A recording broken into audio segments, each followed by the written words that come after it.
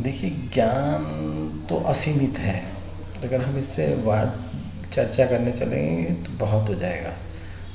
तो अब मैं आपको लास्ट सीधे सीधा सिंपल अपने उद्देश्य को बताना है।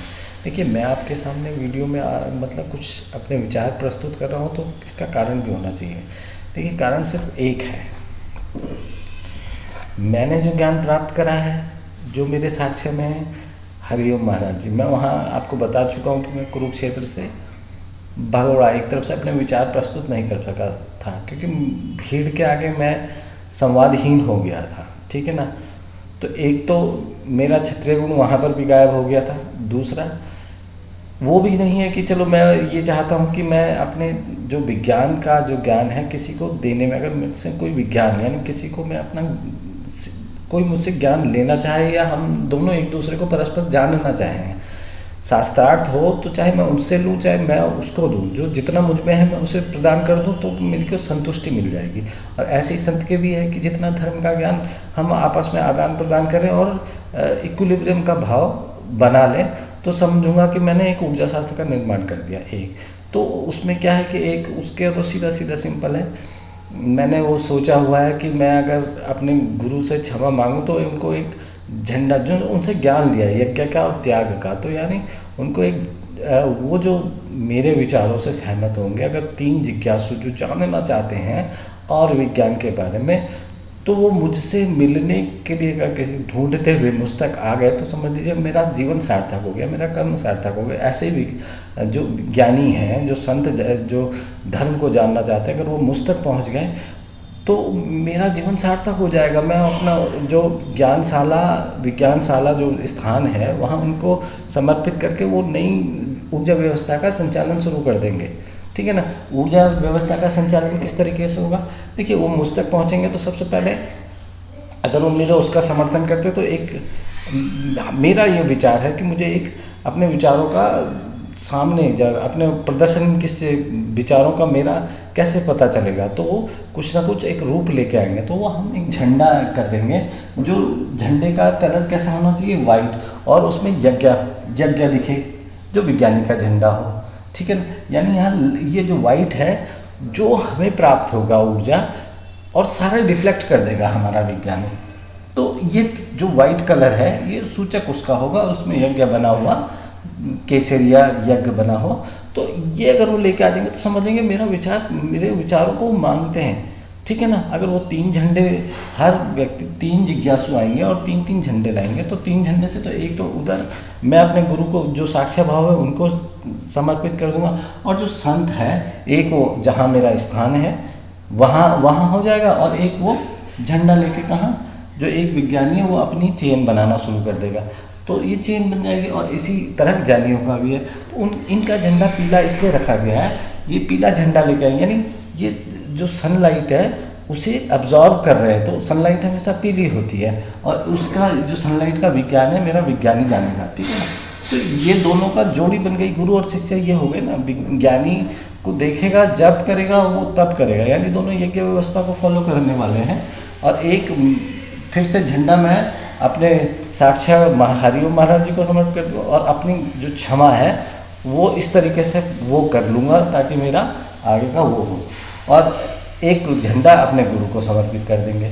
ठीक है ना। तो एक झंडा गुरु को समर्पित हो जाएगा, एक झंडा साक्षात महाराज जी को, एक झंडा जो स्थान में अपने दूंगा, और मैं अपना आगे मतलब जो मेरा जन्म स्थान है, जिसे उत्तरकाशी, जहाँ से मैंने जन्म लिया है, जो उत्तराखंड का एक अच्छा जहाँ से भागीरथी का उद्गम हुआ है उत्तरकाशी, वहाँ पर मैं अपना एक छोटा सा आश्रम बनाऊँ, तो कोई मेरे साथ रहे। और बाकी ये वाला यानी ये नॉर्थ से विज्ञानी जो चलेगा, नॉर्थ से साउथ की ओर जाएगा, यानी विज्ञान क्रिएट करता हुआ, और यहाँ से ये जो है ज्ञानी है जो ये हिमालय की ओर जाएंगे। देखिए, ऑरा बनना जरूरी है। बोलिए कौन सी, इससे क्या होने वाला है?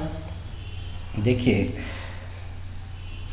स्टीफन हॉकिंस ने भी सही कहा है कि जो बाहरी ऊर्जा जो आने वाला है, मतलब बाहर ऐसा नहीं कि आप ब्रह्मांड में और निश्चिंत बैठ जाइए, ये नहीं होने वाला है। आप हो तो आपका एक कोई ना कोई नेगेटिव पार्ट हमेशा सृष्टि में मौजूद है, ब्रह्मांड में मौजूद है। और युद्ध वही युद्ध मेन है, और कोई युद्ध नहीं है। और इस युद्ध को जानना, इस युद्ध के लिए तैयारी करना, ये बहुत ज़रूरी है। ठीक है ना। आपको आकाशीय अस्त्र मतलब जो आकाशीय जो वो है ऊर्जा, उसको बहुत जानना होगा आपको। जो एक्चुअल में परमाणु है, जो परमाणु जिसको कहते हैं, जहाँ न्यूक्लियर रिएक्शन होती है, यानी काइनेटिक एनर्जी का कन्वर्जन आपको जानना होगा। आपको क्वारंटाइन होने का मतलब ऑरा क्रिएट करना, ताकि आप बाहरी उससे बच सको, ऑरा क्रिएट करना जानना होगा। ठीक है ना। आपको जैविक हथियारों से बचने के लिए आपको तैयारी करनी होगी। तो ये सब जानने के लिए आपको अध्यात्म जानना होगा। और अध्यात्म कौन करेगा? अध्यात्म संत और विज्ञानी दो जोड़ी है, ये ऊर्जा शास्त्र का निर्माण करने वाले हैं। तो ये जो है धीरे धीरे हिमालय की ओर जाएंगे। ठीक है ना। क्योंकि युद्ध जो होने वाला वो हिमालय में ही होने वाला। देखिए ऊर्जा क्षेत्र यही है और हमको इसी को बचा के रखना है। जो इफेक्ट होने वाला है वो यही होने वाला है। हमें इसी ऊर्जा क्षेत्र को जो है उसे बचा के रखना है। ये सारे ब्रह्मांड का जो ऊर्जा का वो बनेगा, ये यही बनने वाला है। यानी मुख्य अगर स्रोत जब युद्ध हो, अगर भारी ऊर्जा से यानी काल की ऊर्जा से, कौन सा, आप ये मत सोचिए कि तंत्र मंत्र और तंत्र, अगर मंत्र क्रिएट हो रहा है ऊर्जा से तो तंत्र हमेशा क्रिएट हो गया होगा। तंत्र ये नहीं मतलब है कि जो जादू दिखाने वाला वो तंत्र नहीं होता। तंत्र जो वो शक्ति जो है धीरे धीरे धीरे कार्बन तक वो पहुंच चुकी है और कार्बन से वो अब रूप लेना शुरू कर रही है। भाई जो कोरोना है, आत्महत्याएं जो हो रही हैं वो दुखद कारण है। वो जो आत्महत्या, मेरा जो मेन उद्देश्य ये है कि आत्महत्याएं बंद होनी चाहिए। आत्महत्याएं बंद होने का मतलब कि संस्कार जो है अतिरिक्त संस्कार पैदा कर रहे हो, और ये जो अतिरिक्त संस्कार है ये किसी न किसी शक्ति को आप बढ़ावा दे रहे हो। ठीक है ना। तो अगर इसका उपयोग, इसकी एनर्जी, इनको जागृत करने की अवस्था, क्योंकि अतिरिक्त है, आधा भोगा है इन्होंने, पूरा तो ये भोग नहीं पाए किसी न किसी कारण से। जब पूरा नहीं भोग पाए तो ये अतिरिक्त हो गए। जब ये अतिरिक्त हो गए हैं, इनका कोई संस्कार ही नहीं ऊर्जा है, तो समझ लीजिए ये क्या है, ये आपके लिए आगे भविष्य में ये किसी न किसी आकर्षित करेंगे। किसको?